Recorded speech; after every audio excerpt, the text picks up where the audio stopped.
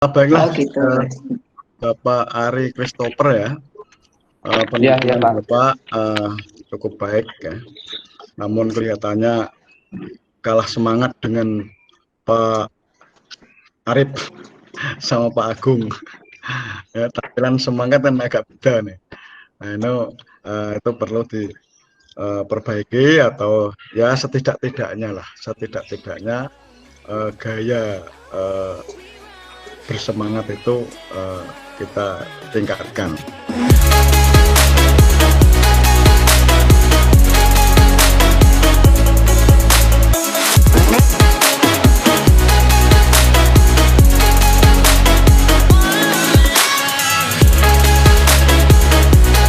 Assalamualaikum warahmatullahi wabarakatuh. Pada video kali ini saya akan menjelaskan bagaimana mahasiswa PPG Daljab tahun 2020 melaksanakan new model peer teaching.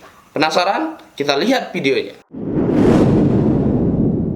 Untuk selanjutnya itu kita beralih ke Pak Ari Christopher. Oh, Pak Ari, ya silakan Pak Ari Christopher. Baik, saya mulai Pak. Apa kabar ini Nak Windarti? Sehat? Suaranya bisa didengar ya? Ya. Ini Nak Endang apa kabar? Alhamdulillah baik Pak. Sehat? Ya sehat. Ya, ini Nak Agung suaranya bisa didengar? Bisa Pak, bisa. Wah, ini Nak Dewi bisa didengar? Suaranya jelas ya? Pak. Baik, alhamdulillah. Baik, kita Bapak mulai. izin Ya. Pak, saya mau ke belakang ya Pak. Izin Ya, mau ya, ke belakang silakan. sebentar. Ya, silakan. Baik, kita mulai kegiatan belajar kita pada hari ini. Assalamualaikum warahmatullahi wabarakatuh. Waalaikumsalam Waalaikumsalam.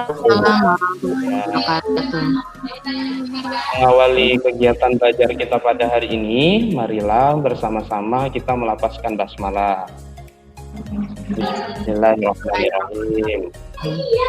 Alhamdulillahirrahmanirrahim. Hari ini kita masih diberikan kesehatan, terutama kesempatan ya, sehingga kita bisa melaksanakan kegiatan belajar geografi secara daring, online, walaupun di tengah kondisi COVID seperti saat ini. Saya lihat, Bapak lihat masih ada teman-temanmu yang belum bisa bergabung dengan kita. Ada informasi mengenai Nak Arif, teman-temanmu? Biasanya Arif rajin untuk hadir. Arif izin Pak. Oh ya, Arif lagi izin ya. Baiklah, kita doakan bersama. Mudah-mudahan teman-teman kita yang berhalangan hadir diberikan kesehatan dan kesempatan sehingga kita bisa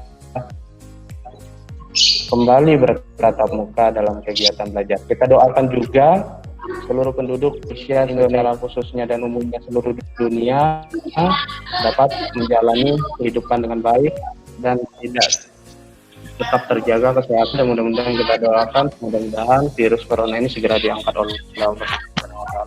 Alamin. Nah, dapatkan ridho dan rahmat dari Allah Subhanahu Wa Taala. Kita awali dulu ya kegiatan pelajaran pada hari ini dengan berdoa. Fitri ajak teman-temannya untuk berdoa, memandu doa sebelum kita melaksanakan kegiatan belajar. Oke baik, teman-teman, Ya. kita berdoa terlebih dahulu. Agama dan kepercayaan masing-masing. Ya belajar. Oke baik. Supaya lebih semangat lagi. Hari ini Bapak akan nyanyi ya, boleh nyanyi. Boleh Pak. Kita nyanyi dulu ya supaya semangat. Ya. Boleh. Ya. Oke. Kita nyanyi ya, semua yang tahu lagunya. Bukan lautan hanya kopi, kayu dan jalan cukup menghidupimu.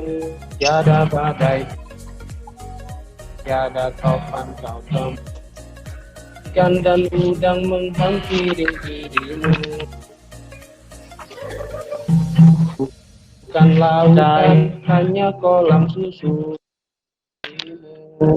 tiada badai, tiada topan kau temui. ikan dan udang menghampiri dirimu. Nah, baik anak-anak, tahu nggak lagu itu judulnya apa? Coba, ada yang tahu nggak lagunya itu judulnya apa? Yang dipublikasikan, yang sering dinyanyikan oleh ya Kolam Susu.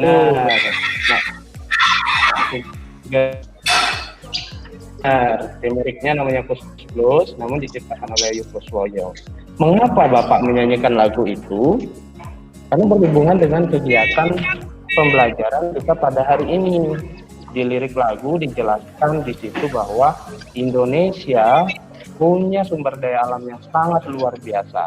Salah satunya adalah sumber daya alam flora dan fauna. Itulah yang kita akan pelajari. Baik, ini adalah peta persebaran hewan di Indonesia. Materi terdahulu kita telah mempelajari mengenai faktor-faktor yang mempengaruhi persebaran hewan dan tumbuhan di dunia ya. Kemudian kita juga telah mempelajari mengenai persebaran hewan di dunia.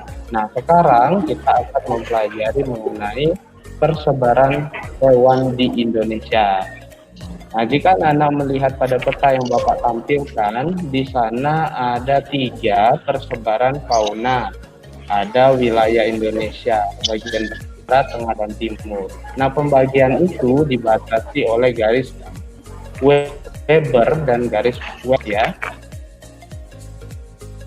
Bisa memberikan contoh nggak hewan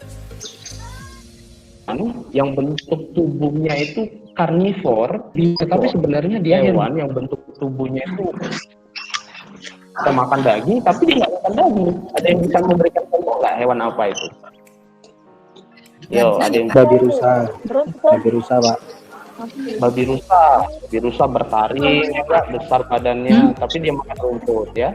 Ada yang bisa memberikan contoh? Kudanil Pak. Kudanil memiliki taring begitu ya. Tapi dia makannya tumbuhan. Nah, ini gambarnya nih. Ini salah satu contoh yang saya sebutkan tadi. Tubuhnya seperti karnivor, tetapi dia tuh pemakan tumbuhan. Apa ini? Ini adalah kelelawar. Coba lihat kelelawar. Memiliki taring, memiliki cakar, bahkan cakarnya banyak ya. Tetapi apa yang dia makan? Sejenis kelelawar ini dia cuma makan buah-buahan. Oh iya, kalian pernah melihat semut ya? Tentu saja pernah ya. Nah, coba saya tanya. Tahu ya.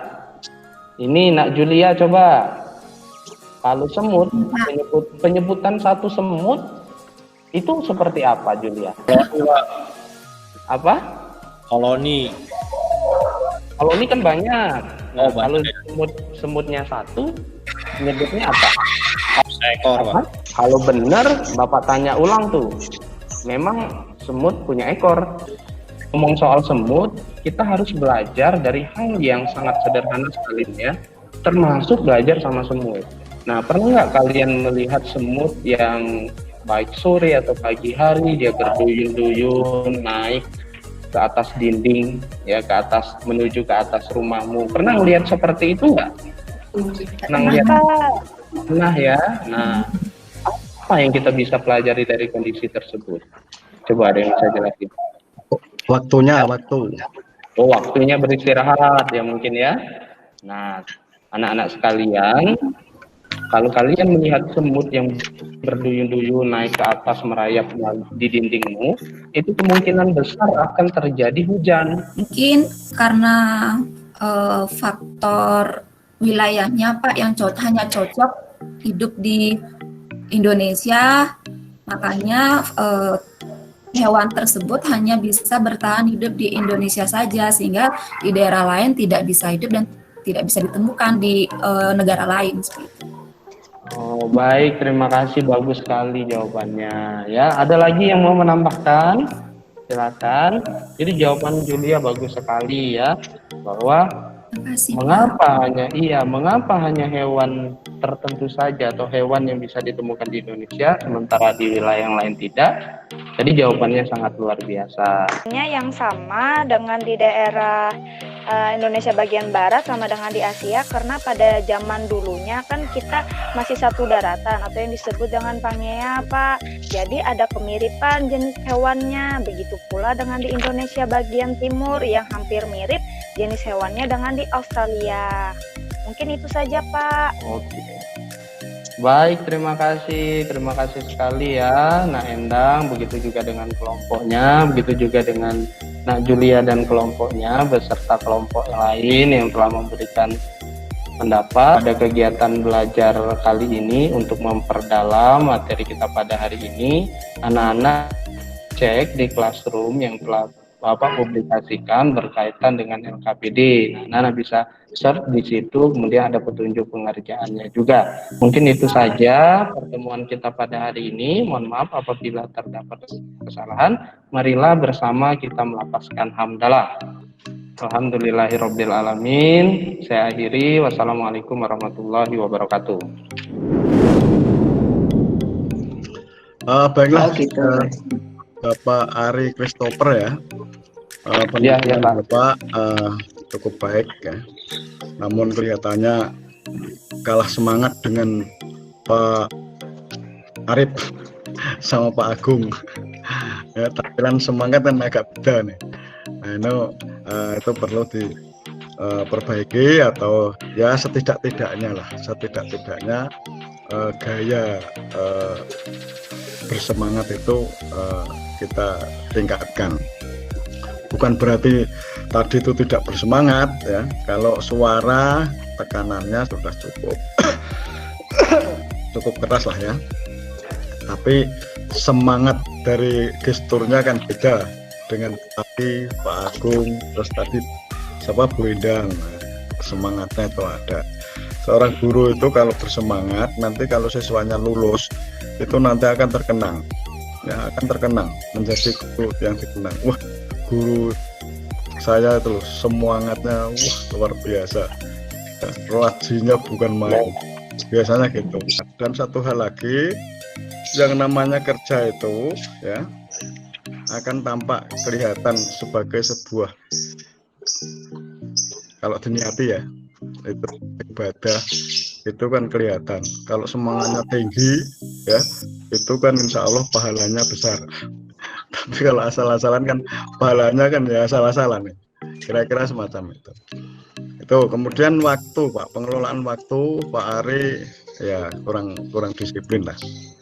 Meskipun tadi sudah saya beritahukan bahwa ini meskipun pendek ya materi yang esensial saja ya, tapi mencakup keseluruhan performa ya, dari penutup, dari pembukaan, pendahuluan, kemudian inti dan penutup, serta treatment ya, atau tindak lanjutnya kayak apa, itu memang penting.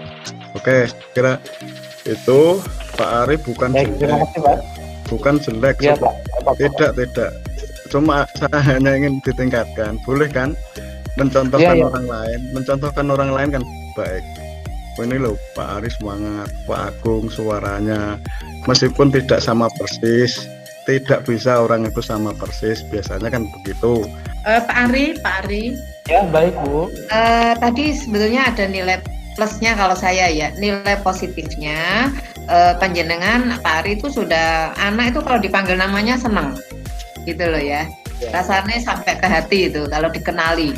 Ya gitu, senang.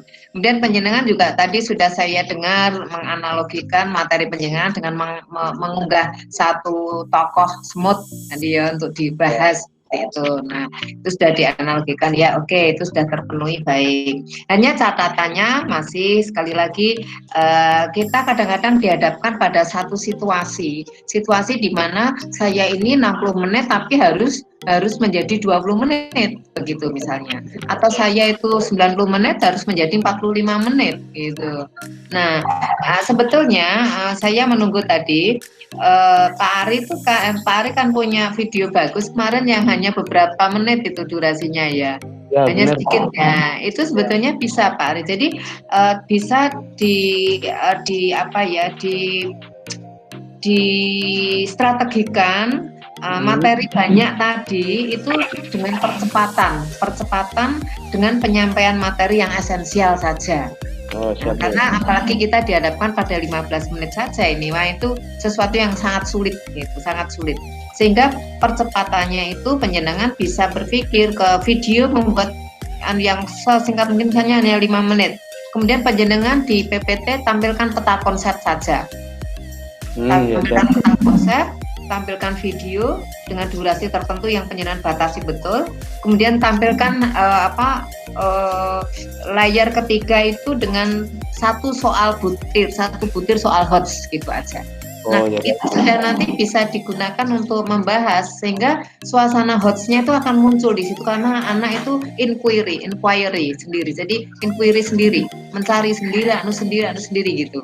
Ya, Bu. Sehingga kalau PPT utuh tadi kan itu untuk 45 menit, Pak, sehingga sangat sulit untuk bisa menjangkau semuanya gitu. Nah, itulah teman-teman tadi bagaimana kegiatan New Model Peer Teaching yang dilakukan oleh mahasiswa PPG Daljab tahun 2020, khususnya saya dan beberapa teman banyak juga, namun tidak saya masukkan ke dalam video. Saya ingin mengucapkan terima kasih banyak kepada dosen pembimbing, dosen pengampu maupun dosen operator yang telah memberikan kesempatan kepada saya untuk mengikuti kegiatan ini, dan terima kasih atas saran dan kritik membangunnya.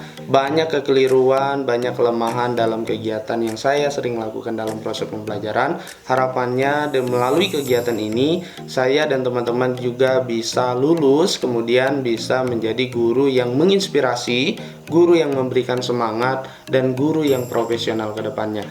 Baik teman-teman sekalian, saya kira itu dulu video kita pada hari ini. Untuk mendukung channel ini jangan lupa like, komen, dan subscribe. Saya akhiri, wassalamualaikum warahmatullahi wabarakatuh.